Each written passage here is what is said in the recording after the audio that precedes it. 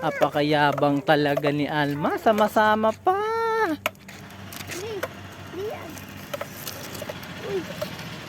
So kami nagagala kasi naghahanap kami yung mga kambing. May mga kambing yung kapitbahay namin dito na pinapahuli niya. Inanuhan na siya ng barangay na pag nahuli daw yung kambing niya, ipapatubo sa kanya. At kung hindi naman mahuli, babarilin na lang nila. Kasi nga daw nakakaperwisyo dito sa village. Uy, dito! Nakakaperwisyo daw sa village kasi nangangain ng mga halaman ng mga dito sa clubhouse dyan. Maraming halaman dyan kinakain daw. Siyempre binabayaran, binibili yun eh. Sinisira ng kambing niya yung mga landscape. Tsaka yung ibang bahay, yung kapitbahay namin dito may halaman sa labas. Kinakain ng mga kambing ni nanay kaya kailangan hulihin. Pinapahuli. Almali ka na! Walang makahuli kasi mga wild na, di na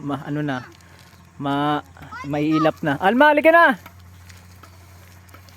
Hindi katulad ng Alma namin, oh. Sunod-sunod lang sa amin yan, guys. Malupit yan si Alma.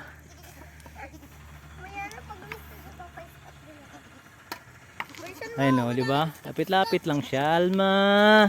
Ang bait-bait naman yan. Yung mga kambing kasi ni nanay, nangangain na kung ano-ano.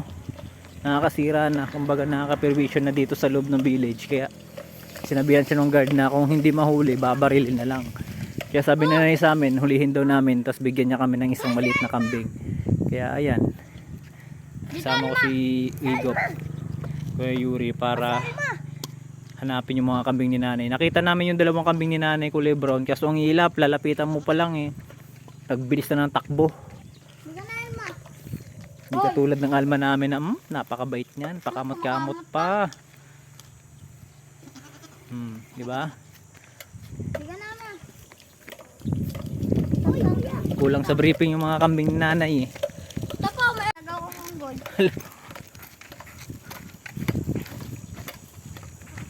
Ayun, pag naiiwan siya, susunod na siya. Di ba? Bait talaga yan. Sobra. Kuweba kami nakita dito.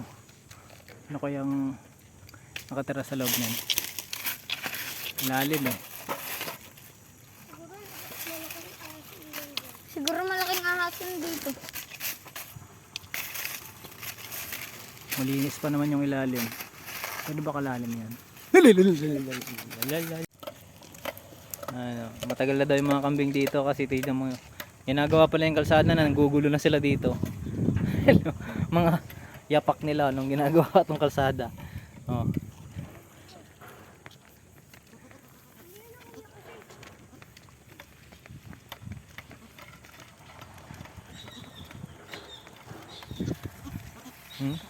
Sunod-sunod din yung loko.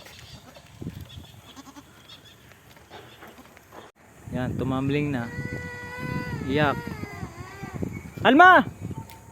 Putang kulit nito pag nalaglag ka dyan. Tignan mo. Tayo na dyan, tayo na! Gusto pa talaga magpaano eh. Starring eh.